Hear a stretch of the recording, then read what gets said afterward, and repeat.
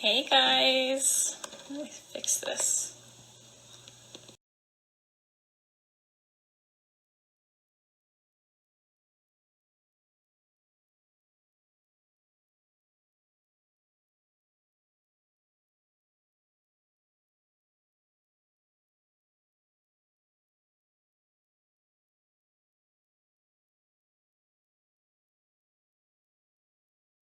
Kessinger says she started dating Watts in June. When his wife was on business or visiting her parents, they saw each other as many as 5 times a week.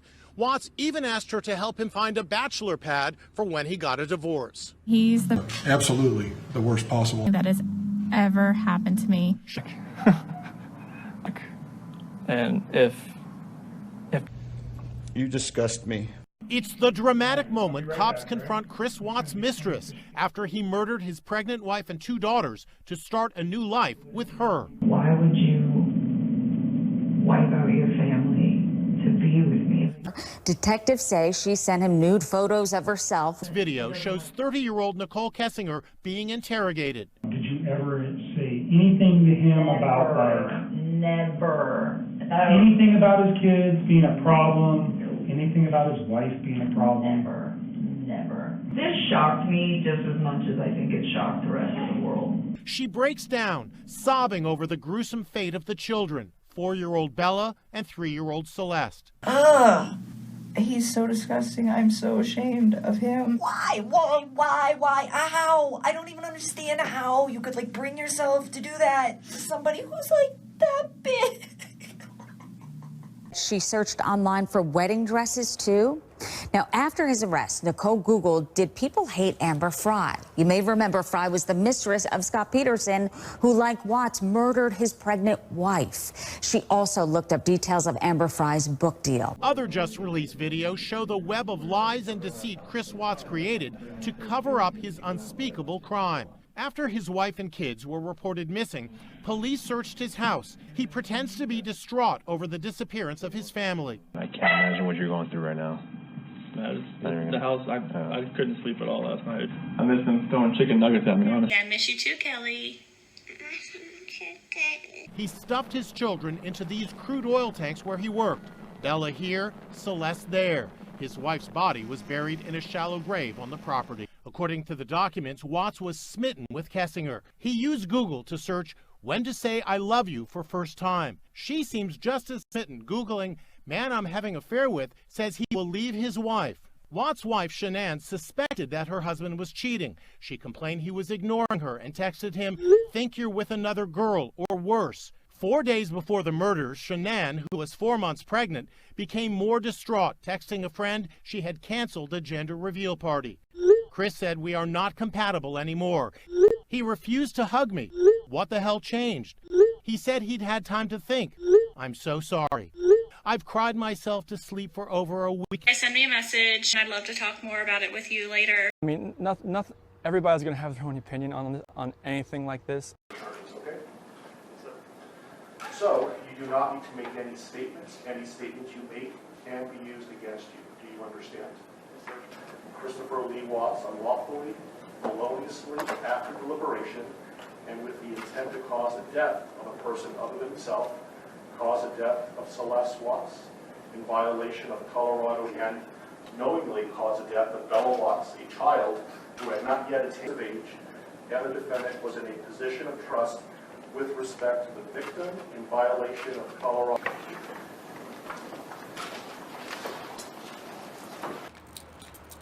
Inside the Frederick Town Hall, Yes, absolutely. How many would you like? you'll find Angela Wilson Giving out these purple ribbons to anybody that wants to come in. and a gesture in the name of murder victims Shanann Watts and her 2 daughters, Bella and Celeste. Simple way to show your support and just being able to say, we care. Nike St. Clair came for ribbons. Yep, I think I'm going to put one on my car and at my house. I'll probably give one to my best friend. The story really kind of impacted me as a mother. I actually took Shanann's pictures when she was pregnant with Celeste.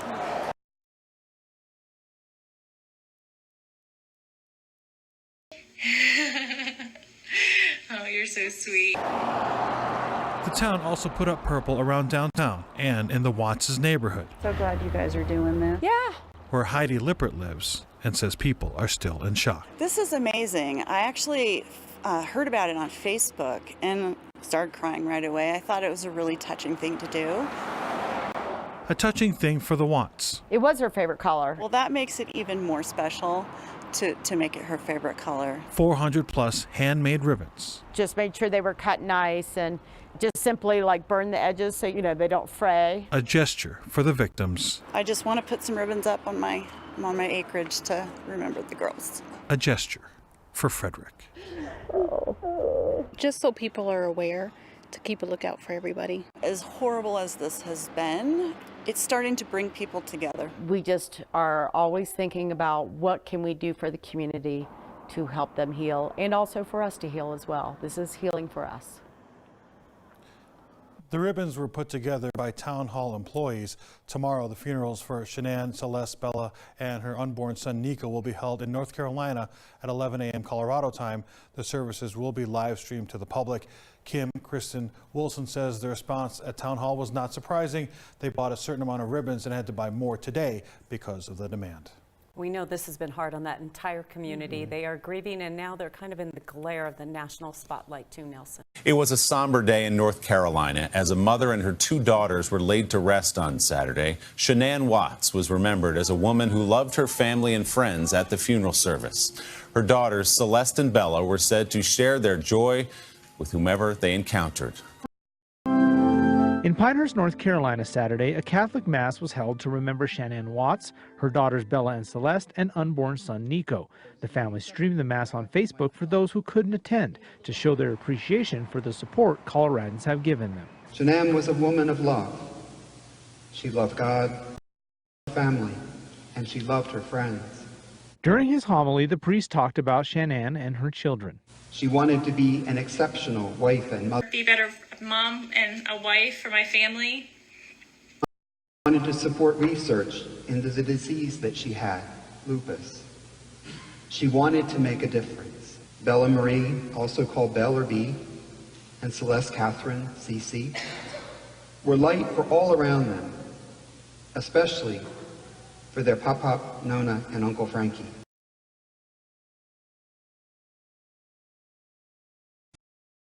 They were filled with life and joy and shared it with all those they encountered. Shanann's family did not speak at the service, but instead the priest read letters from each family member at the end of Mass. This is from her brother's letter. She was very successful and independent before any man came along, and that's just the way she wanted it. Always worried about her and the girls being so far because I couldn't protect them. The priest said the family wants justice for the death of their loved ones, not vengeance.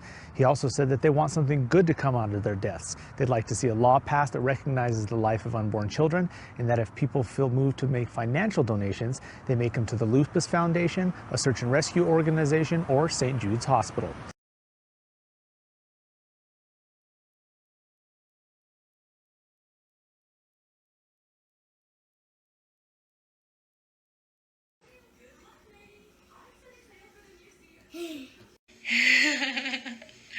Oh, you're so sweet.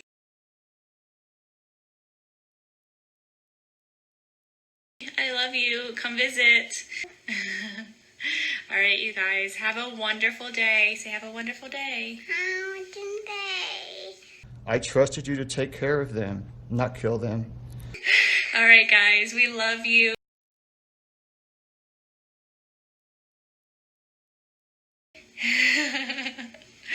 Oh, you're so sweet. And North Carolina native Chris Watts says he had no input on funeral plans for his wife and two young daughters. Those funerals took place for Shanann Watts and her two daughters Saturday in Pinehurst. People magazine says a source who spoke with Watts in jail says he, quote, knew better than to suggest anything about those funeral plans. A source also told People that Chris is now in mourning and the gravity of what has happened is starting to sink in.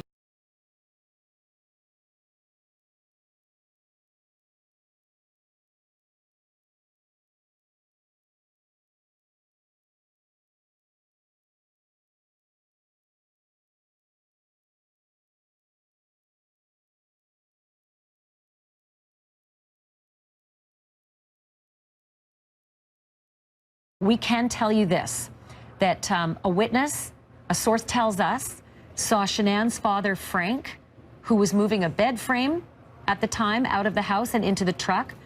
They said that they noticed that he was red-faced and sweaty. Perhaps he had been moving more things prior to when they saw him moving the bed frame. They also said they saw him moving what looked like a mirror covered in a blanket out of that home.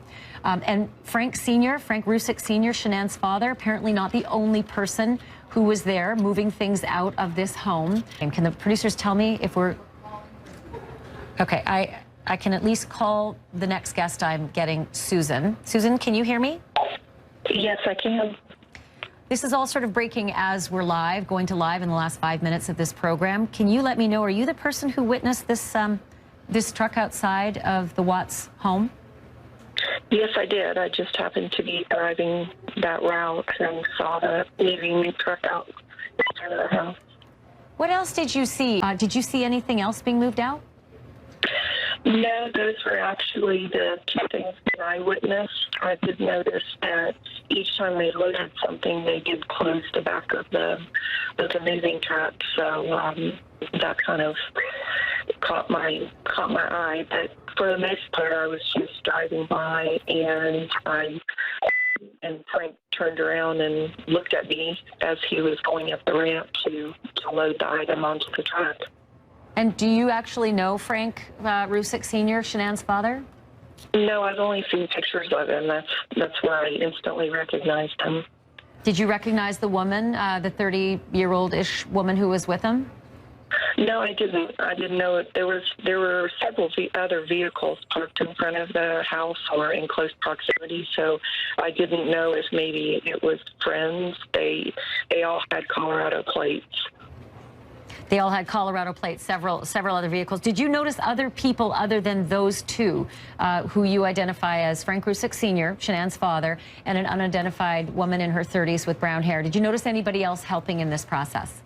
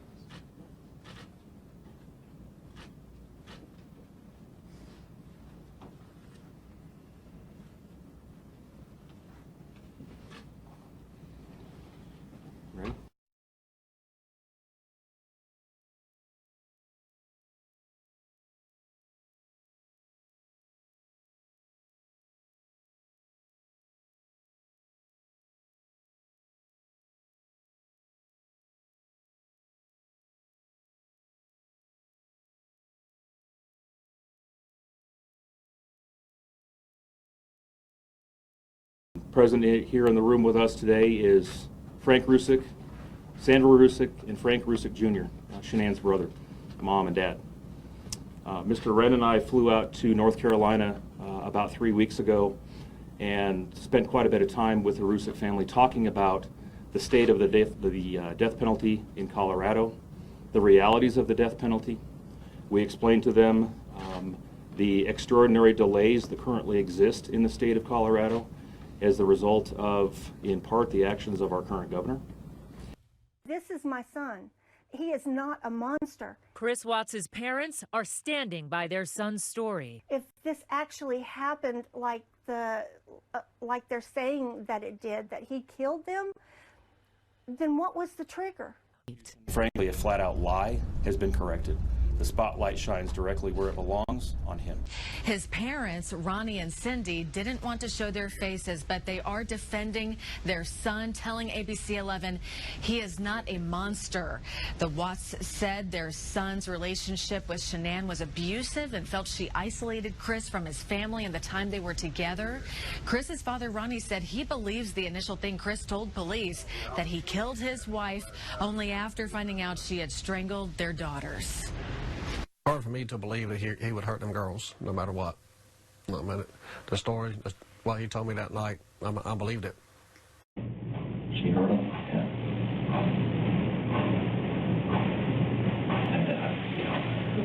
Well, no, God's not hurt her. You hurt her. Did she kill her?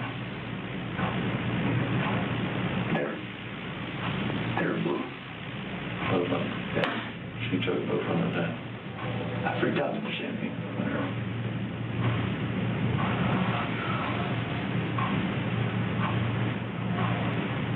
Chris's parents say they're devastated about the deaths of their grandchildren and daughter-in-law, but are still not convinced they've heard the full story. He's not a sociopath. He's not a psychopath. Chris admitted to submerging his daughters in oil tanks and leaving his wife on the property of a company where he used to work, something his parents can't explain. I don't understand that either. I mean, I don't understand the reasoning behind any of it. I honestly don't. The couple says they believe Chris pleaded guilty to spare them and the rest of the family from a trial. I just want him to fight. I want him to not take this plea deal. I want him to plead not guilty to the children. Yeah, I just got off the phone with Cindy Watts a few moments ago. She says the last several months have been a nightmare for her family, and she understands her son Chris is to blame, she says, for much of that.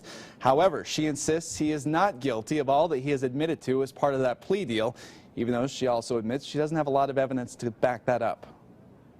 He went into a rage, and he killed her when he saw her strangling Celeste. Cindy Watts says she knows her son Chris is guilty of murder, but she does not believe he murdered his two kids. He did kill her, but for the kids, no.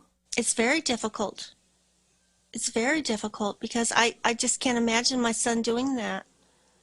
He couldn't have done that. Cindy Watts spoke to us via FaceTime from her home in North Carolina, and she tells us she believes her son was coerced by prosecutors into accepting a plea deal. Yes, I want to stop it before it's too late. Remember, the mother is not in a position to withdraw the plea. The mother can scream and yell and... I want to talk to him. We haven't been able to talk to him. I love my son. Yes, I love my son no matter what. No matter what, and I want to fight for him, and I don't want him to go down for something that he didn't do. And Cindy says this is based on the conversation she had with him, a half-hour conversation shortly after he was arrested. Chris Watts will avoid the death penalty in exchange for that plea deal. I asked Cindy what she thinks should happen to her son, and she didn't really have an answer to that, insisting Chris only reacted after seeing his wife strangling their daughters. Now, his wife, Shanann's family, of course, has a very different opinion about what happened. We've reached out to them several times in the past, but they have not wanted to comment publicly about their daughter's murder. Now, Shanann's family just released this statement into our newsroom minutes ago. It said in part, yes, Chris Watts still chose to murder Shanann, Bella, and Celeste, and Nico. That was the unborn child. Chris Watts still chose to dump the bodies of his own family in... I love my son. Yes, I love my son no matter what. No matter what. Tanks, and Chris Watts still chose to lie about it until he could lie no more. He pled guilty to murdering his family because he is guilty. He's not that monster that people are portraying him to be, and I want to fight for him.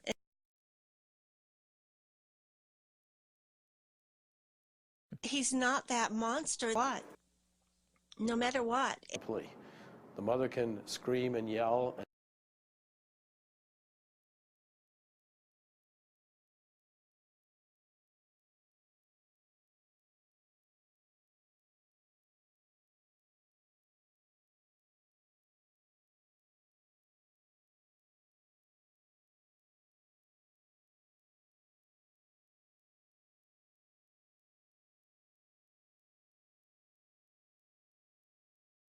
The mistress of the cold-hearted killer who strangled his pregnant wife and two cute little daughters is coming forward today.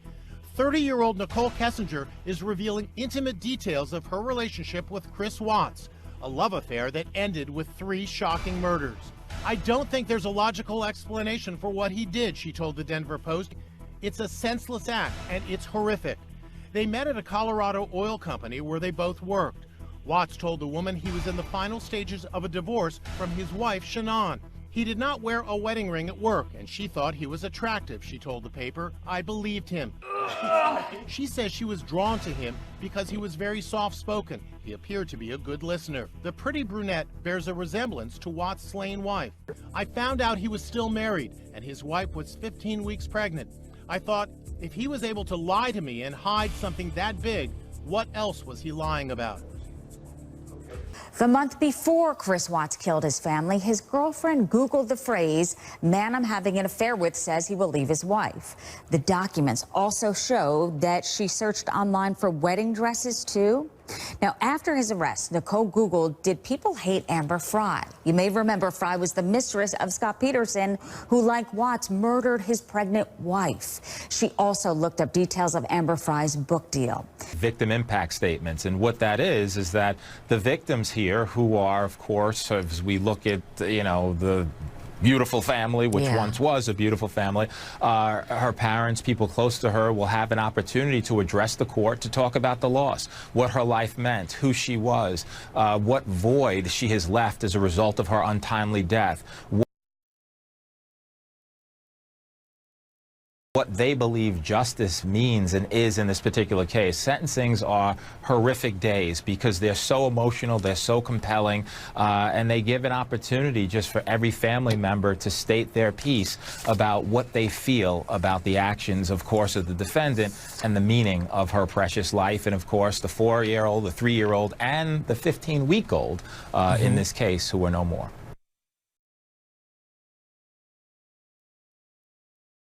He is sincerely sorry.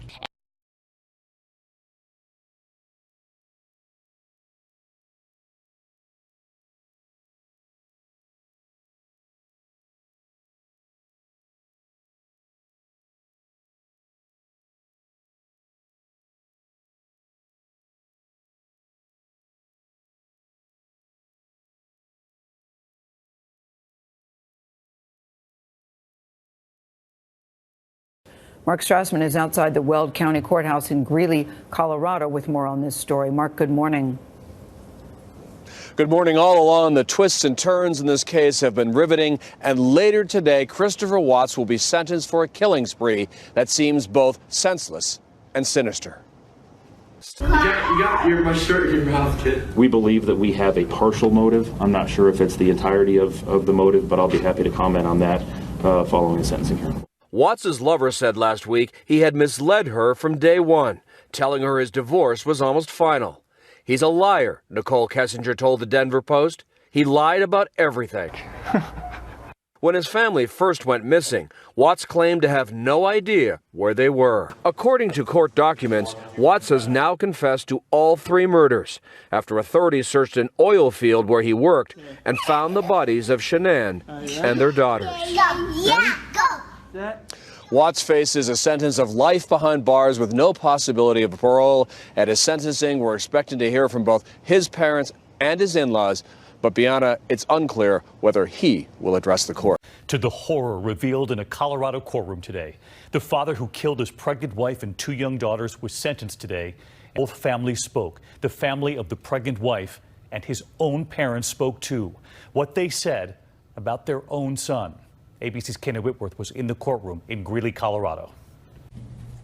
Your children adored you, and they also trusted you. Your daughter Bella Marie sang a song proudly. It was, "Daddy, you're my hero." I'd like to begin by recognizing the absolute horror of this crime. Struggling to recognize this heinous crime with the love they have for their son. We have loved you from the beginning, and we still love you now. Watts wiping away tears. Prosecutors today revealing gut-wrenching details. Imagine the horror in Bella's mind as her father took her last breaths away. I'm gonna slow down. You're okay. So tell everybody what you're getting. Say hi, everybody. I'm getting my hair clipped. For why are you getting hair clips? Because I'm not sucking my thumb. You're not sucking your thumb. You're a big girl now, right? Yeah? The motive, prosecutors say, was simple. Watts wanted a fresh start with a new woman. He is devastated. Get a divorce. You don't annihilate your family and throw them away like garbage. Prosecutors say while Shanann was trying to save their marriage, Watts was texting his girlfriend. And the morning after the murder, he looked into selling his home and even unenrolled his daughters from school. Today, when asked if he wanted to speak, the judge handed down 5 life sentences without parole. This is perhaps the most inhumane and vicious crime that I have handled out of the thousands of cases that I have seen. Kana, the parents of the pregnant wife who was killed, I know they did not want the death penalty. Yeah, David, that's true. They didn't want the death penalty in this case. They don't believe in it. But it was a horrific day in court as they learned about their granddaughter's final moments. They now know that Bella was found in an oil-soaked pajama top, pink, with hearts and butterflies on it, and Celeste wearing a pink and black top. It was so hard to hear, David. This is an impossible story all the way around. Kana Whitworth, thank you. Yeah.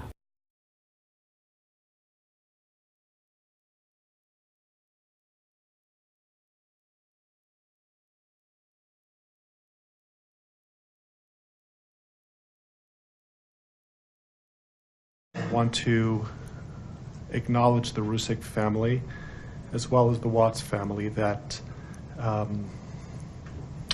showing mercy on Mr. Watts is understood, and I respect that decision to request that the district attorney not seek the death penalty in this case.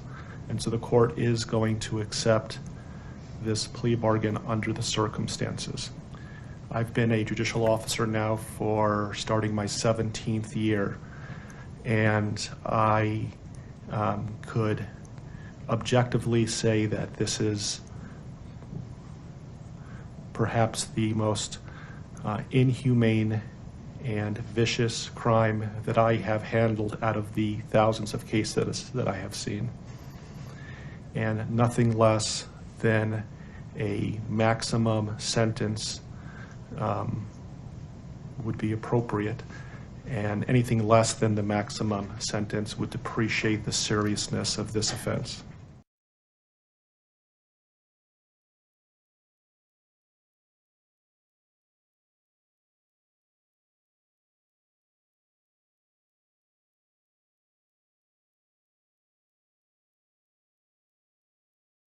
How did this case impact you personally as a father?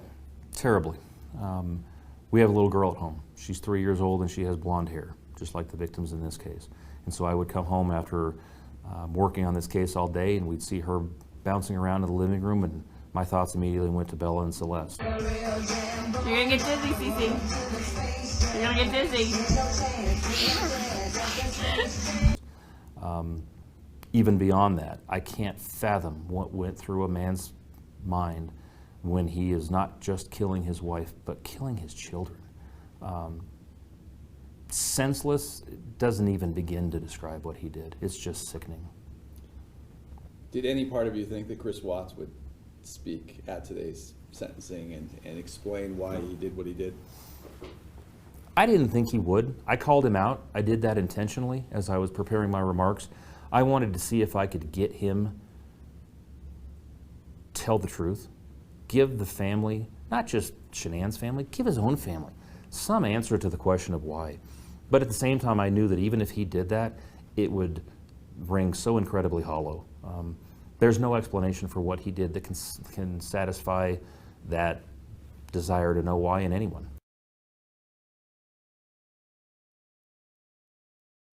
Releasing tapes of his failed polygraph where he says he just wants them home safe.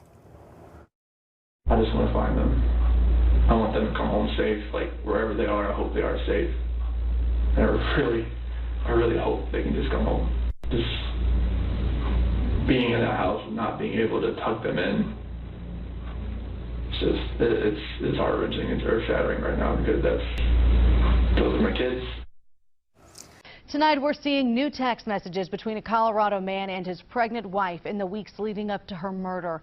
Those messages reveal Shanann Watts noticed a change in her husband, Chris, saying he no longer wanted another child. She wrote on August 8th, quote, "I don't know how you fell out of love with me in 5.5 weeks, but you don't plan another baby if you're not in love." Chris then denied he didn't love her, saying he didn't want to erase 8 years together and, quote, "I'm not sure what's in my head." This tragic case has a connection to our area. Chris and Shanann met in North Carolina and were married in Mecklenburg County before moving to Colorado. Sits in a jail cell with a bank account that's probably close to zero. He was fired from Anadarko on the day of his arrest. He declared bankruptcy back in 2015, and his HOA was coming after him for unpaid dues just months before he killed his family.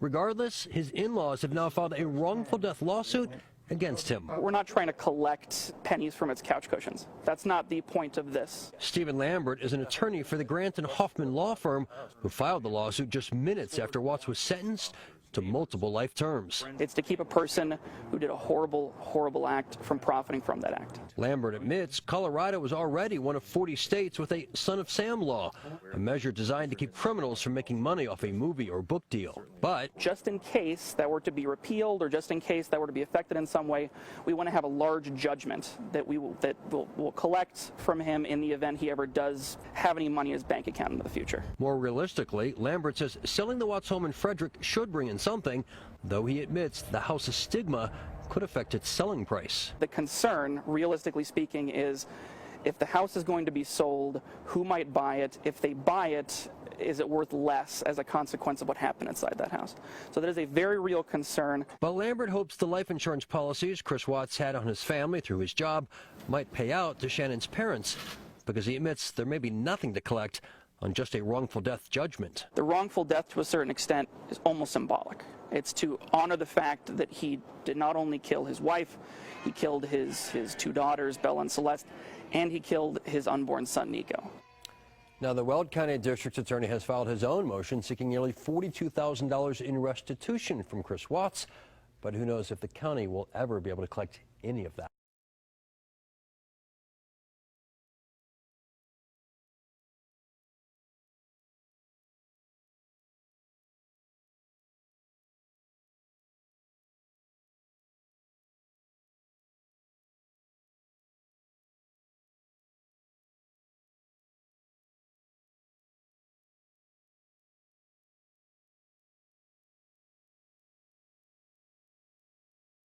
Oh my gosh, Joseph, we're going back, we're listening to this. I have to ask you, the autopsy report was released yesterday, and there's a lot to discuss. What are some of the things that you've learned after reviewing that report? Well, I think one of the most striking things for me out of, all of the data that's contained in there is I think I'd have to go to Bella's. That's the oldest child. When we consider it, the child has got a ruptured or, as they say, a lacerated frenulum, which is the little connective tissue between your gum and your upper lip and also lower as well. Little abraded areas in here. And she's bitten her tongue. And this gives us an indication that she was smothered, not suffocated, not strangled, but smothered. And in my opinion, Daddy, if I can use that term for this man, placed his hand over her little mouth and nose as she's struggling to survive. And she fought back. That's why all of this is torn to shreds. And I think that paints a real picture of the horror and the terror that he inflicted on his family. And it's just, sometimes you think you've plumbed the depths of human depravity. and then after seeing this case and having covered it since it started, I've been waiting for this autopsy report, and it's unbelievable. Joseph, when you're listening to this, one of the points that struck me is really, how could someone do this? How could someone who is loved by these 3 women and do this? So explain this to me, because I don't have an answer. I have no idea, Jess. I I've scratched my head over this thing many, many times, when the details began to come out. And I'm thinking, you've been entrusted by, these peripheral family members to take care of your family. It was, the dad's, Shanann's father's statement.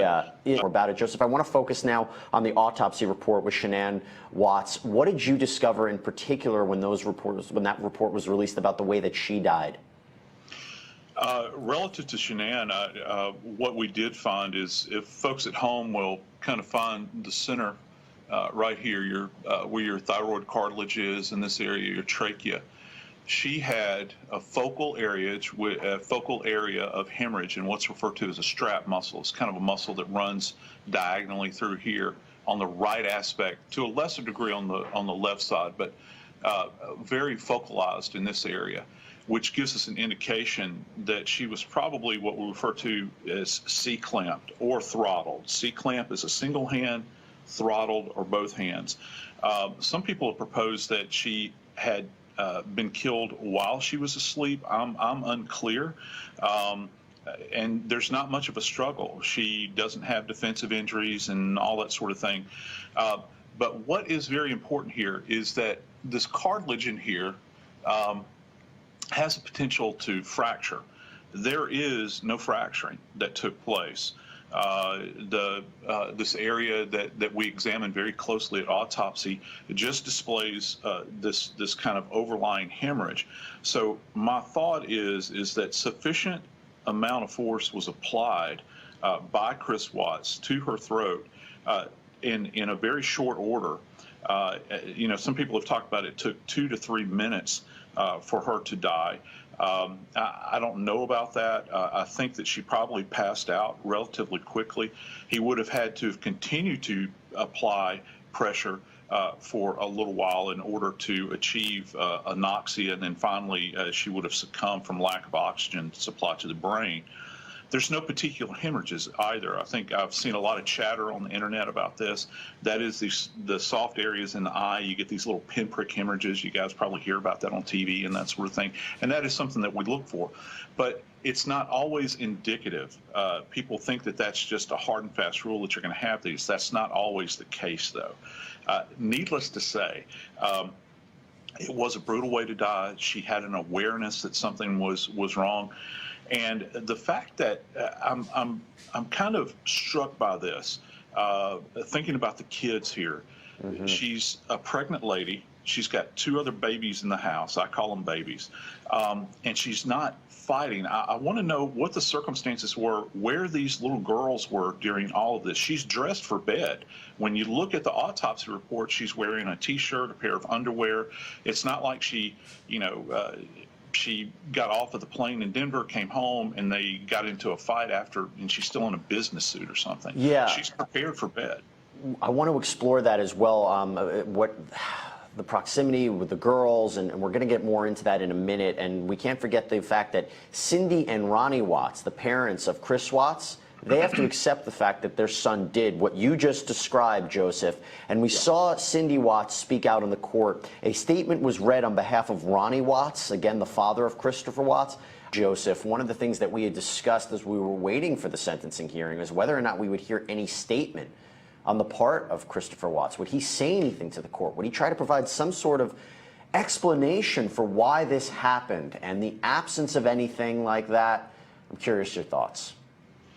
Yeah, let me paint a picture for you, Jesse. These 2 little girls were found in raw petroleum, dumped into these vats. One girl to the point, Bella, where she's got superficial scratches on her buttock, where she was jammed through this portal. A tuft of hair is caught in this thing. The wife is buried in this sandy-like composition soil, decomposing. We talk about the body being bloated and this sort of thing. He's the only person that witnessed this, Jesse. He's the only person that can kind of tie this back. But yet, he sits there quietly. Even BTK, and let's bring him up, even BTK was compelled to allocute. And I know that was in Kansas. But for him to sit there and not give us of view not offer up something to these survivors as to what happened? He has one currency left, and that is the currency of mercy. And he chose not to use it, Jesse. In this idea about talking, you're saying that you're guilty. In this idea of putting forth these ideas or putting forth this statement relative to what happened on that night, he could have at least begun to help these families heal, so that they're not just going to be kind of bumping around in the dark for the rest of their life, thinking about what happened to my precious family that's now gone and this guy's sitting in a cage. And it brings me back. I really wonder if perhaps, just perhaps, counsel has advised him not to say anything, that maybe that's one last bargaining chip he can use to leverage himself in some way.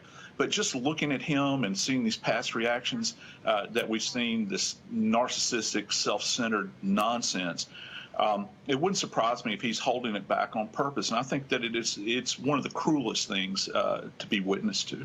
Well, we're asking to get into the mind of Chris Watts, and I'm not sure that's a place anyone wants to be, because trying to understand his behavior and his actions makes absolutely no sense. How does he do that porch interview saying that he doesn't know what happened to his family, nice little smile on his face, seems all nice and concerned, and then really, in reality, he is the person, that man right there, responsible for what happened to his whole family. So trying to understand why he does certain things and why he doesn't, and trying to see if he shows emotion, it's going to be impossible to do.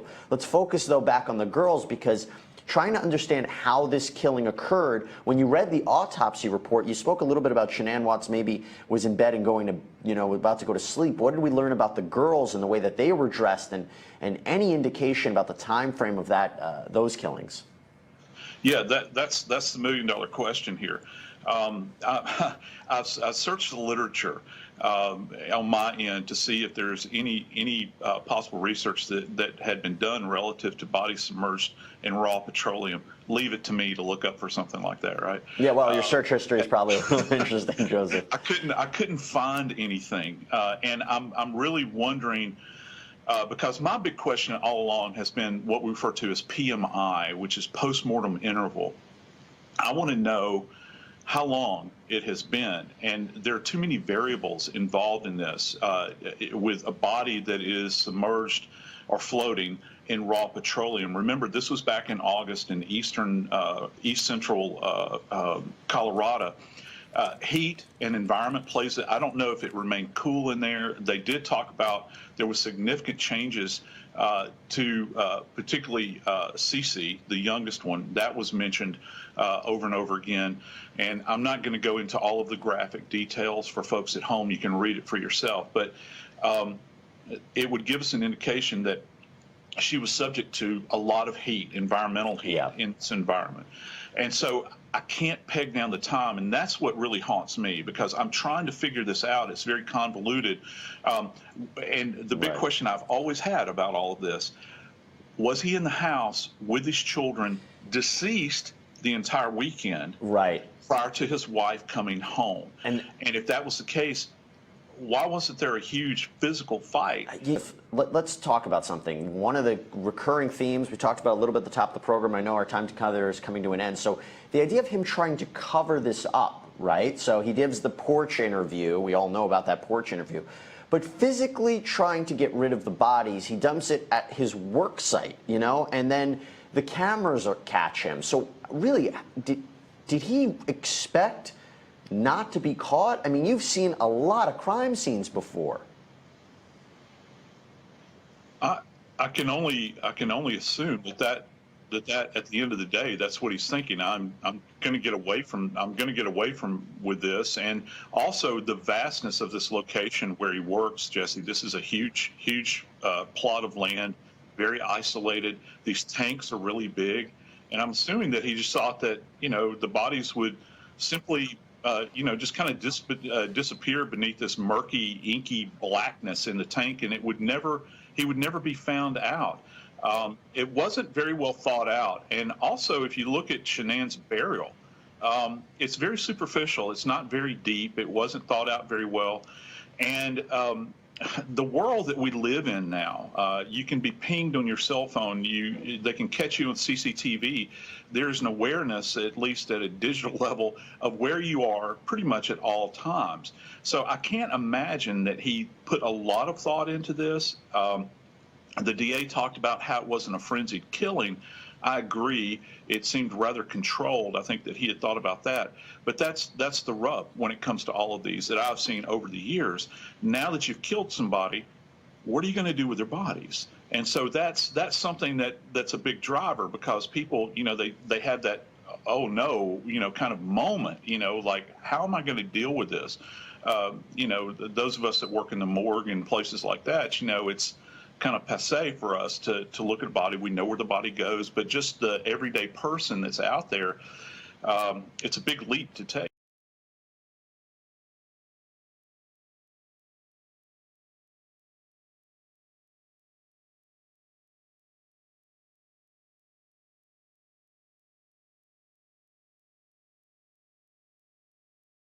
A new prison mugshot has been released of Chris Watts, the Colorado man who murdered his pregnant wife and 2 daughters. He's clean-shaven, staring blankly into the camera. This image comes as a woman who had an affair with Watts speaks exclusively to Inside Edition. And what she told our Stephen Fabian is chilling. She'll never be able to forget her torrid and terrifying affair with cold-blooded killer Chris Watts. Amanda McMahon met Watts on the dating site Tinder last March, 5 months before he strangled his pregnant wife and smothered his 2 little daughters. He seemed like a genuine guy, he was funny, he was charming. Watts claimed he was divorced. They started out texting each other. She texted, "Morning, bud." Watts replied, "What's new, pretty lady? When can we eat tacos together? That sounds like a plan. This could get out of hand. I like it." After they exchanged a few flirty text messages, Amanda agreed to meet Chris Watts in person for the first time here in this shopping center. They parked somewhere over here, and then Chris bought Amanda a coffee from this Starbucks before they decided to head to her place to watch a movie. That movie was the psychological thriller Shutter Island. Leonardo DiCaprio plays a husband who murders his wife because she killed their children. Where are the kids? Did the movie inspire Watts to falsely claim that he killed his wife Shanann in a rage because she strangled the little girls? She hurt my kids. Like I did the same thing to her. Kind of eerie. Yeah, almost like a premonition. Right. That night, Amanda says they had their first sexual encounter. He was very rough, I would say. Very rough. And, the best way I can describe it is he's almost zoned out into a different person. Did he ever choke you or ask to choke you? He did place his hand around my neck. And I quickly it freaked me out. It sounded like he was very forceful. Very forceful. Is that terrifying to you now, knowing that that's how he admitted to killing his wife, choking her, and he had his hands on your neck? Yeah. The relationship lasted several weeks until Watts began seeing another woman, co-worker Nicole Kessinger. That's Watts in the mirror taking a sexy photo of Nicole. Let's walk out this way. The next time Amanda saw Watts, he was in the headlines for killing his wife and kids. She still can't believe she dated him. It made me feel betrayed. It made me feel nasty. It made me feel dirty. He had a wife at home, pregnant, two daughters at home. I know how that hurts. I wouldn't do that to her. This just released video shows how cold-blooded Watts was. He's at a convenience store casually buying a breakfast sandwich. I watched it with Amanda. What do you think about his demeanor here? Like nothing happened. Nothing happened. Amanda says while Watts was rough with her, there was nothing about their encounter that led her to suspect that he could go on to murder. Is an update tonight in the murder case that made national headlines. The Colorado Department of Corrections confirming tonight Chris Watts has been moved to a new prison out of state. Prison officials are not disclosing the new location for, quote, safety and security reasons.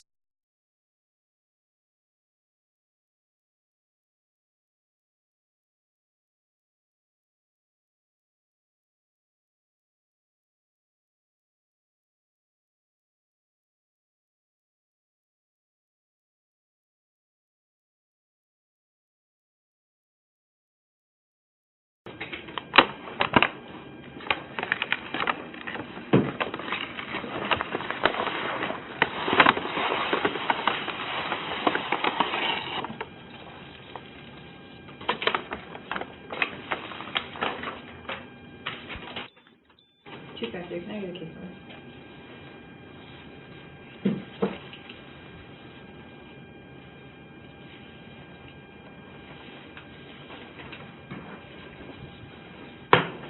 Copy, thank you.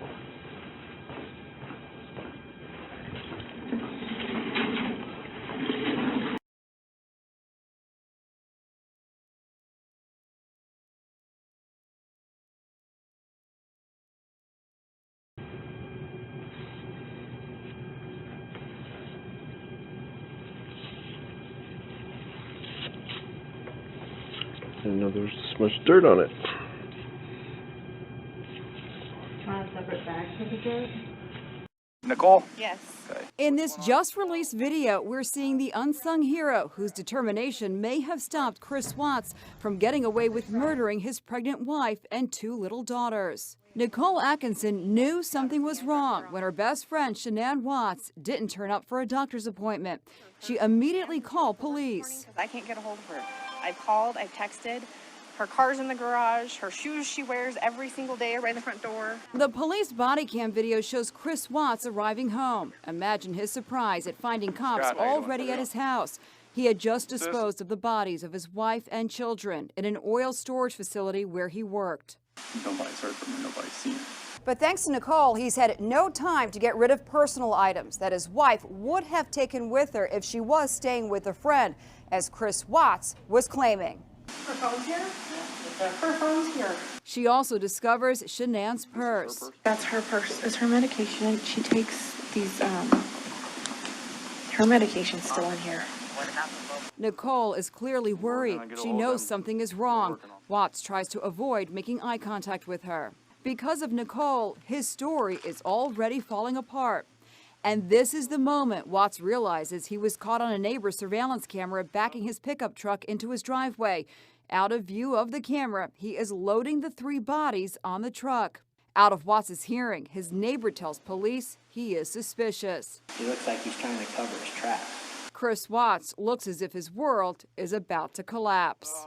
2015, there was a serial killer, James Holmes, whose identification number was not allowed out. And the reason for that was so that if he sent a letter out, he didn't want anyone profiting. The Colorado Department of Corrections did not want anything profiting from that letter being sent out. So it's highly unlikely that Watts is going to get mail or anything else or have an opportunity to profit off of any murderabilia. But other things that are his, he is going to get it. That's not profit. That's what's owed to him. The state actually can't go and take away his share of the home. The Son of Sam laws are designed to prevent are from profiting. And, you know, Colorado's statute has been upheld. There haven't been any checks. And as I mentioned, the case with that serial killer, that was ultimately upheld. AP could not get the information that it sought.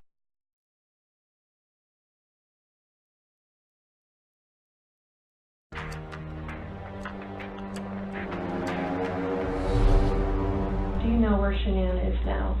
No. This is the heartless one, the evil monster. You obviously are a really bad liar. Like 100% sure this is like the man of my dreams and I was going to spend the rest of my life with him or anything. They're just kind of raunchy. The tank that he had placed Bella in wasn't as full as the one he placed Celeste in because the splashes sounded different. Those are his children. It could have been me. We have 2 kids. We live in Colorado, and he's the best thing that has ever happened to me. Did he snap? The devil comes to you in any shape, size, form. There was not a clue. That's why it's so scary.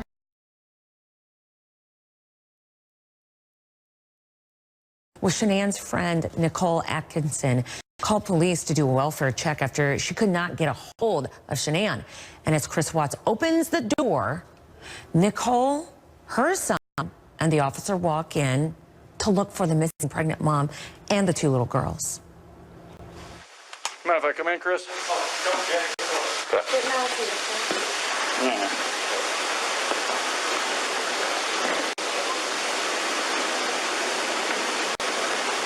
You checked upstairs, she's not there. I just want to make sure she's not passed out somewhere. Is she diabetic? No,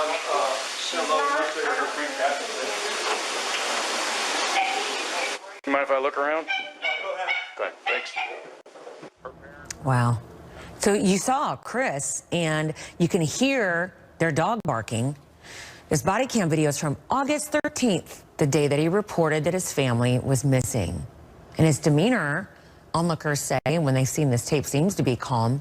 Based on his confession, Shanann and the girls were already dead. Next tonight, the ABC News exclusive, the interview just in tonight. The Colorado father, Chris Watts, who killed his pregnant wife and 2 young daughters and then pleaded for their return. Well, tonight, the wife's parents with our Amy Robach. The interview is coming in now, and Lindsay Davis gives us a first look. Chris Watts, the man whose brutal murder of his family shocked a nation, now moved to a prison outside of Colorado. Officials there citing security concerns because he's a high-profile offender. This comes after Shannon's parents sat down for an exclusive 2020 interview with our Amy Robach and opened up about what they saw in their daughter's marriage. They were amazingly happy. And did he snap? He must have snapped because there's nothing else I could figure out what happened to him. There's no words right now to say what happened.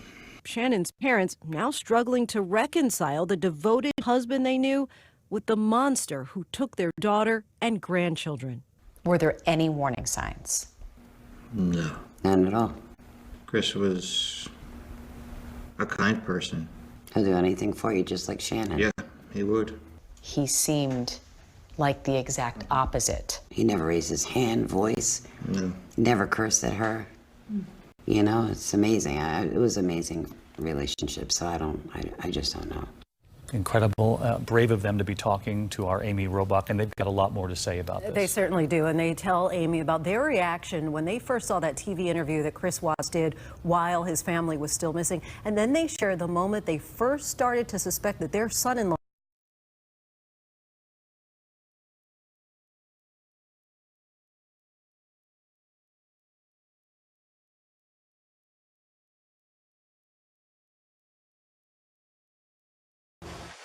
Mind if I come in, Chris?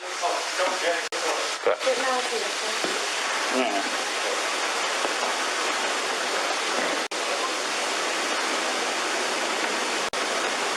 You checked upstairs, she's not there. I just want to make sure she's not passed out somewhere. Is she diabetic? No,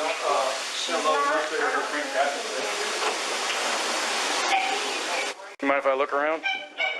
Okay, thanks. Wow. So you saw Chris, and you can hear their dog barking. This body cam video is from August 13th, the day that he reported that his family was missing. And his demeanor, onlookers say, when they've seen this tape, seems to be calm. Based on his confession, Shanann and the girls were already dead. His crimes were unspeakable, the murders of his pregnant wife and 2 little daughters.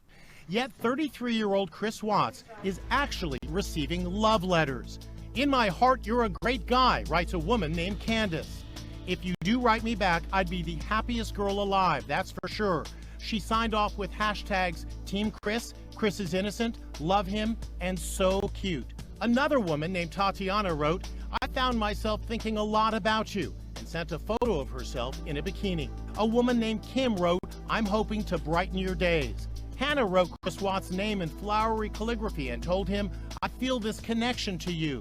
Many of the letters, which were released by prosecutors, are signed with hearts and X's and O's for hugs and kisses. These women have created a fantasy lives for themselves, especially with their pretend relationship with these men behind bars. Psychologist Dr. Judy Ho, co-host of TV's Face the Truth, says even the worst killers have groupies who write, visit, and even propose marriage. It's oftentimes what we talk about when women seem to be attracted to bad boys. It's because they want to be the special person that can turn this life around and then be able to attribute that to their own self-esteem. Parkland school shooter Nicholas Cruz, Boston Marathon bomber Dzhokhar Tsarnaev, and wife killer Scott Peterson all received love letters from women. Now Chris Watts joins that notorious list. Chris Watts killed his wife and children. He annihilated his family. He had to break their bones to get them in this hole. The story. Chris was having a secret affair. Behind the headlines. Do you notice they look an awful lot alike?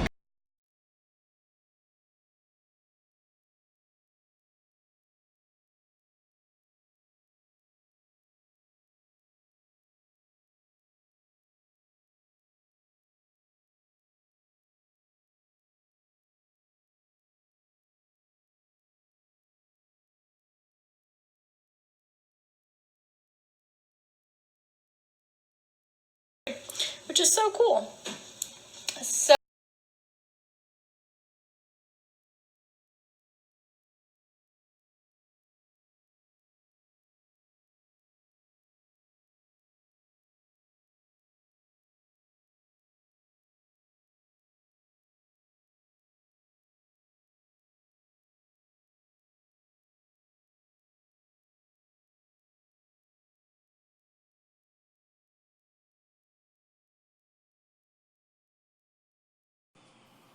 yeah, your heart just goes out to the family and the friends of Shanann Watts and her two little girls, and also that unborn child. They began to gather here at the Sacred Heart Catholic Church here in Pinehurst. I want to show you something very, very briefly. Those people that are coming in are being given this program, and you can see on the front there's a very touching and heartwarming picture of this mother with her two little girls.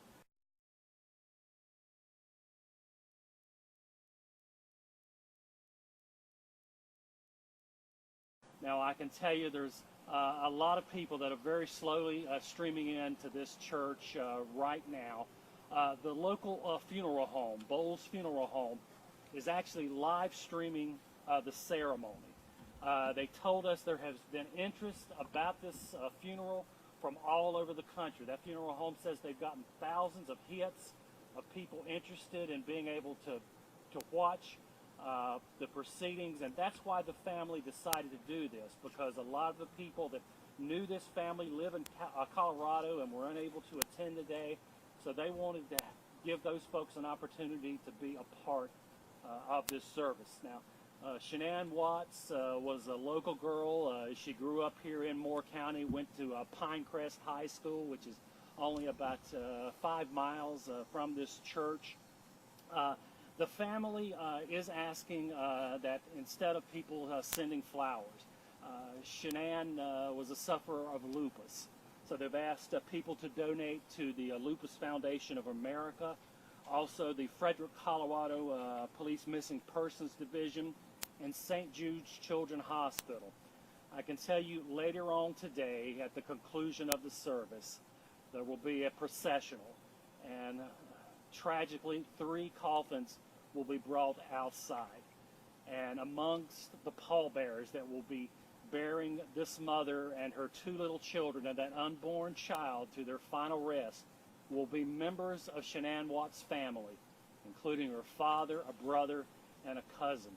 I just want everybody, just for a moment, to think of the pain that everybody around here has gone through, and the binding together that they're probably trying to do today to unite in a time of great horror and a time of great tragedy for the people here. And I guess we should mention that Chris Watts, Shanann Watts' husband and the father of Celeste and Bria, is being held in custody back in Colorado, facing 3 charges of murder. Of course, we'll continue to follow this story as it develops.